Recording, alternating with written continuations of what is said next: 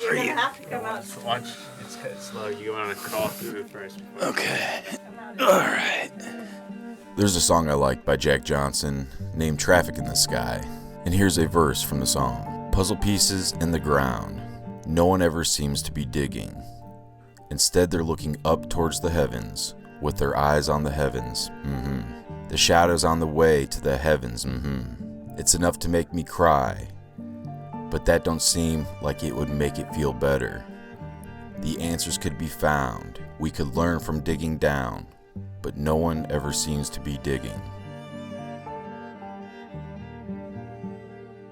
This building burned down in '09, so they built it for a bank. And I think they just took the limestone wall out and just bricked it up.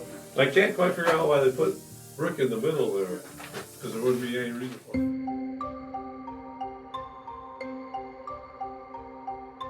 Independence, Iowa was founded in 1847. The original town plat was a simple 9-block grid on the east side of the Wapsipinicon River.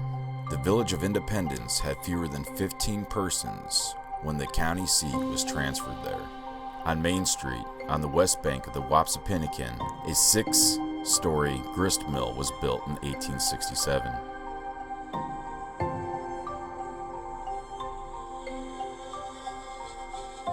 Some of its foundation stones were taken from that of an earlier mill, the New Haven Mill, built in 1854, that was used for wool processing. Prior to the incorporation of Independence in 1864, a short-lived neighboring village called New Haven had grown up on the west side of the river, hence the name New Haven Mill.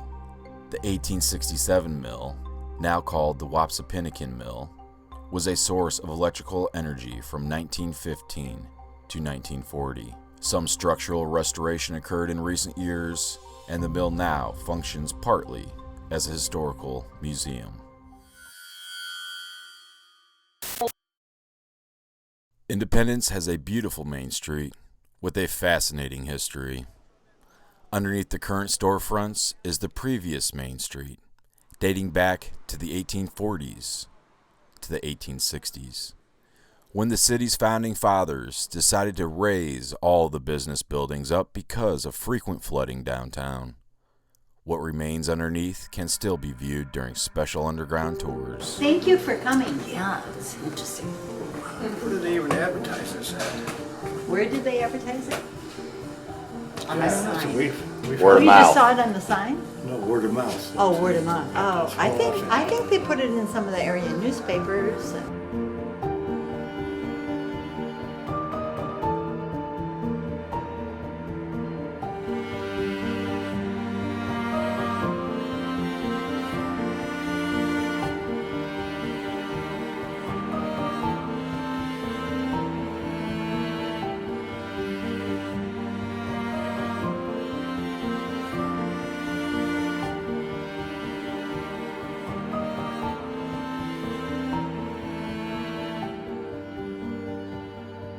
Okay, the reason we have this is originally, when you look at the platting of the city, it was all platted around a square, which is now our courthouse.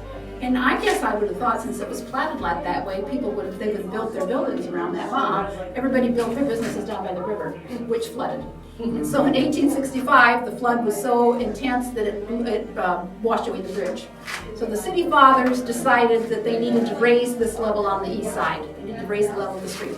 So they put in retaining walls right here. This is First Street.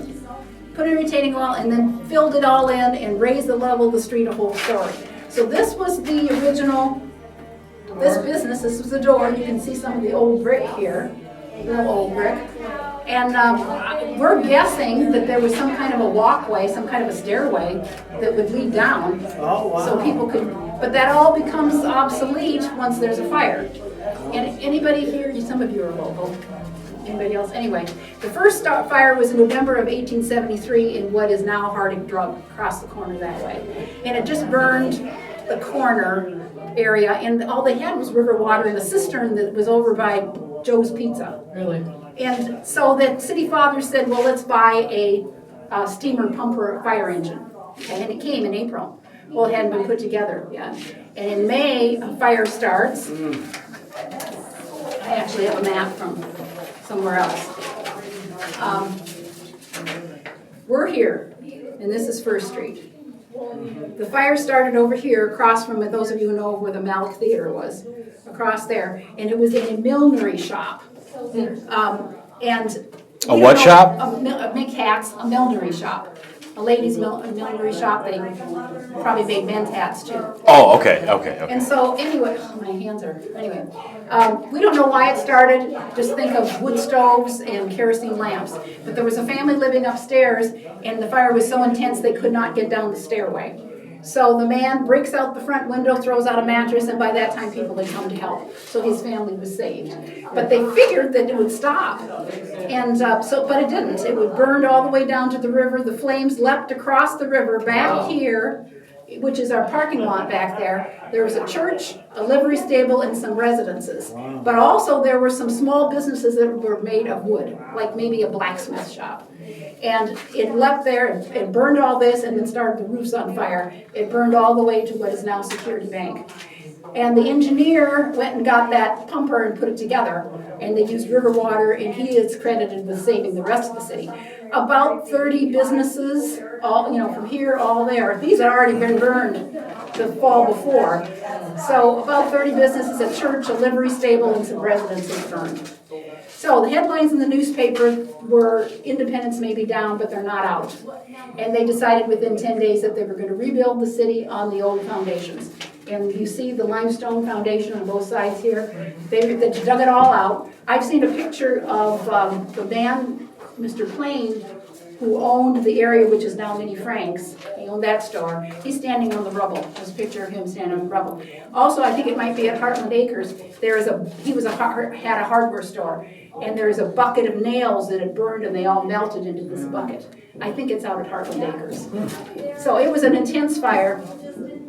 They started building right away. This particular building, remember, May is the fire. This particular building was done by the end of the year. Wow. And the reason they all look the same is they're all... I want to peek over this wall here.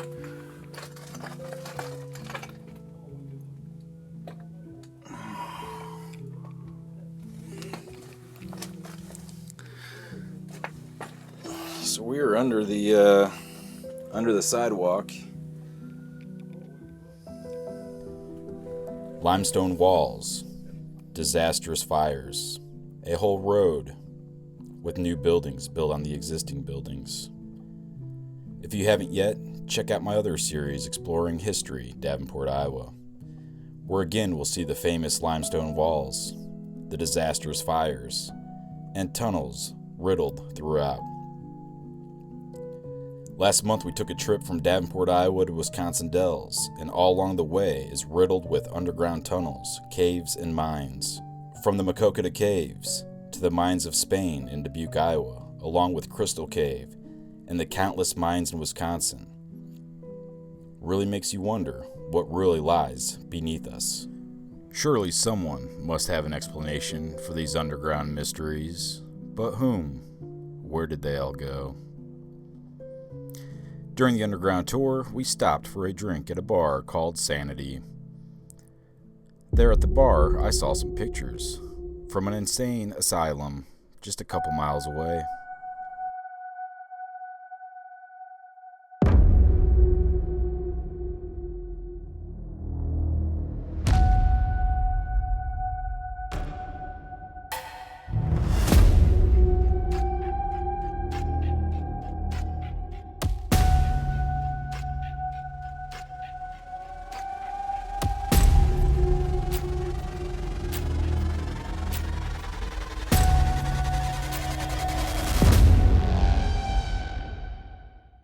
The hospital's many names include the Independence Lunatic Asylum, the Independence State Asylum, the Independence Asylum for the Insane, and the Iowa State Hospital for the Insane, and the Independence Mental Health Institute. There is also a labyrinth of tunnels which connect every building. Like most asylums of its time, it has a gruesome and dark history.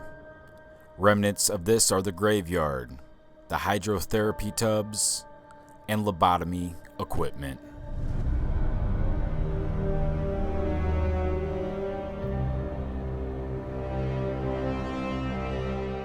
The Independence State Hospital was built in 1873 as the second asylum in the state of Iowa. The original plan for patients was to relieve crowding from the hospital at Mount Pleasant and to hold alcoholics, geriatrics, drug addicts, mentally ill, and the criminally insane.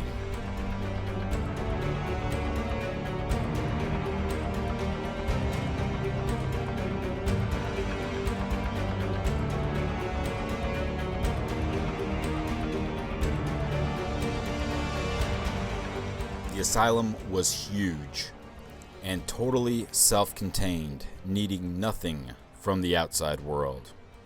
And yes, it even had its own fire department, still in service today.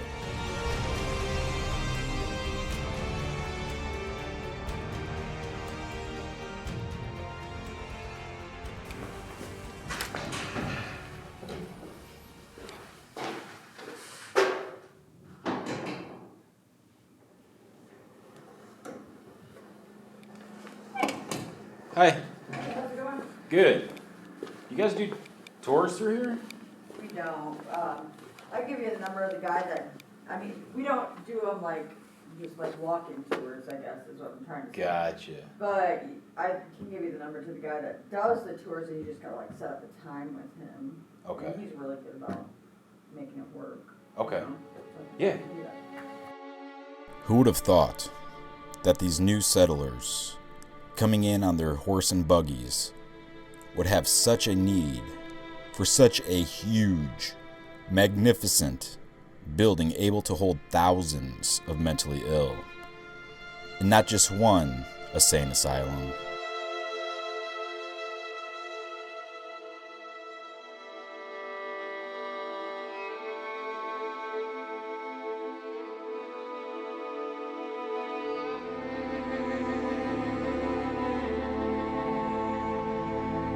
You better stop that crazy talk, Johnny. It never happened. They're gonna come for you. Just be quiet now.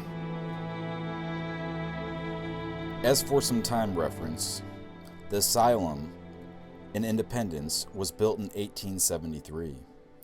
Here are some photos I took along the underground tour of some egg farmers from 1885, 10 years later than the asylum being built.